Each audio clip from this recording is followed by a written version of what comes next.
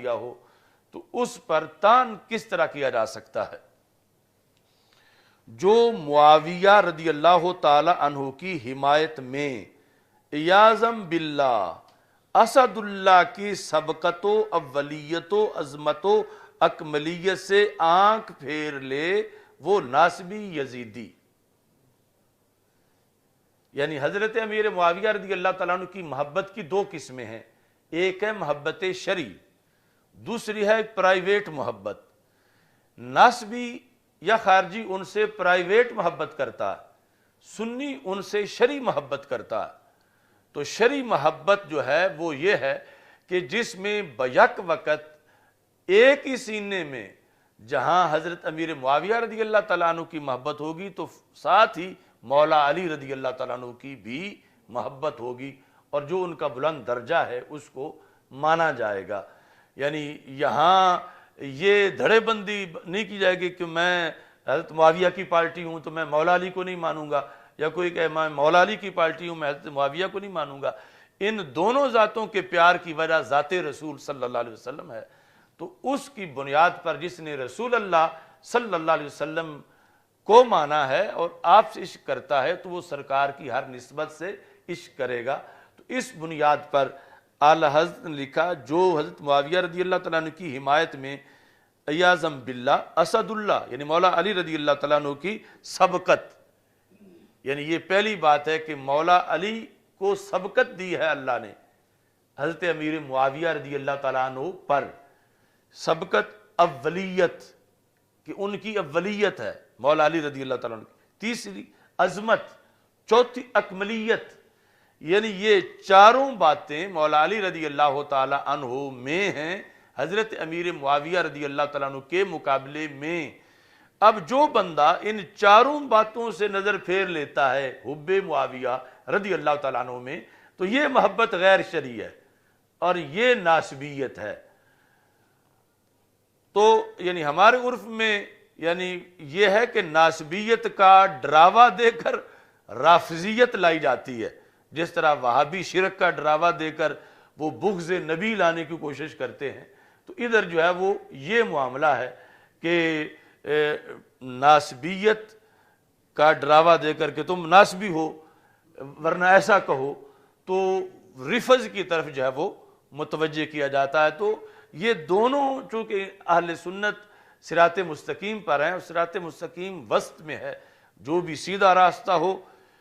کئی دو نقطوں کے درمیان وہی درمیان میں بھی ہوتا ہے اور وہی سیدھا بھی ہوتا ہے، اور جو سائیڈوں سے ہو کے جا رہے ہوں وہ سیدھے نہیں ہوتے۔ تو اس بنیاد پر اہل سنت سیدھا راستہ ہے تو درمیان میں ہے، یعنی ایک طرف سائیڈ پہ ناسبیت ہے، دوسری طرف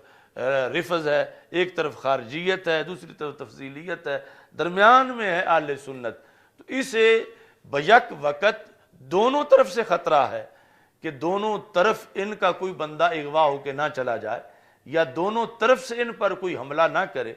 تو اس بنیاد پر یہ یعنی ان کو ہر طرف سے آنکھیں کھول کے اپنا عقیدہ بیان کرنا پڑتا ہے۔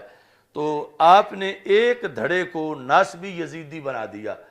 قرار دیا اعلی حضرت نے۔ کون سا دھڑا؟ جو حضرت معاویہ رضی اللہ تعالیٰ عنہ کی محبت کا دعوے دار ہے،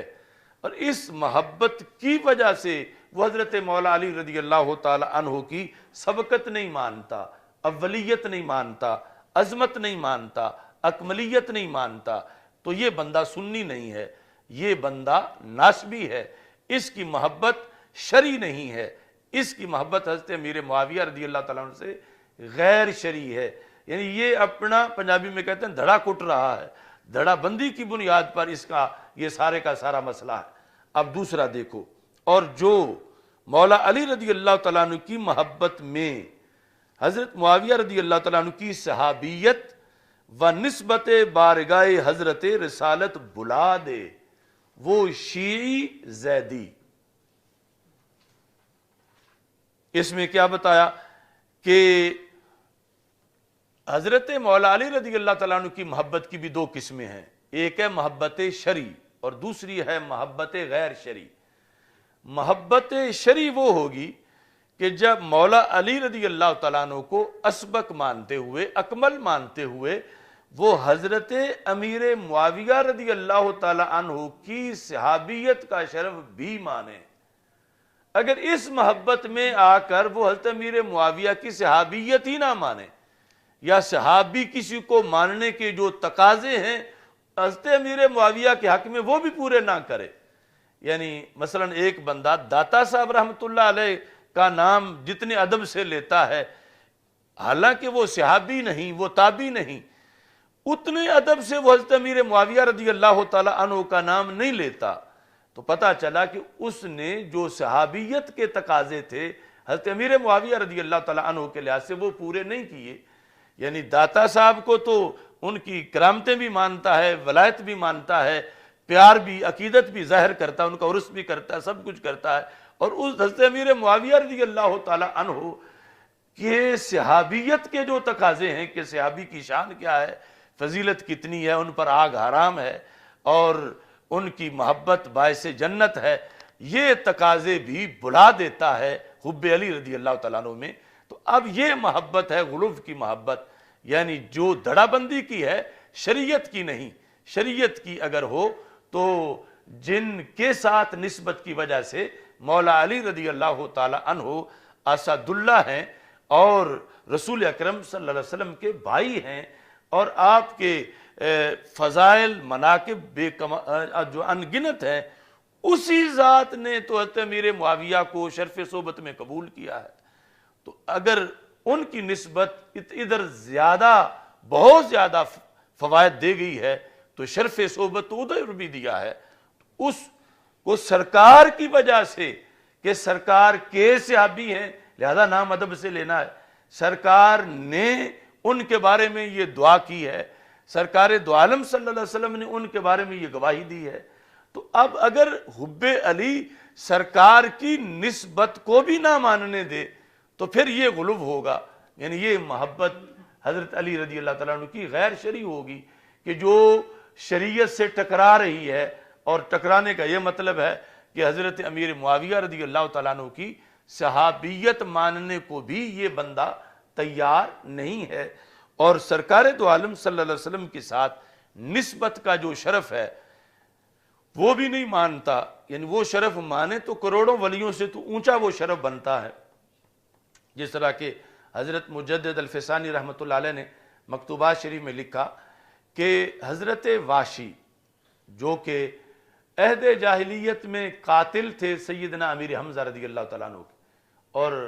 کتنا بڑا جرم تھا اس وقت، لیکن کلمہ پڑھتے ہی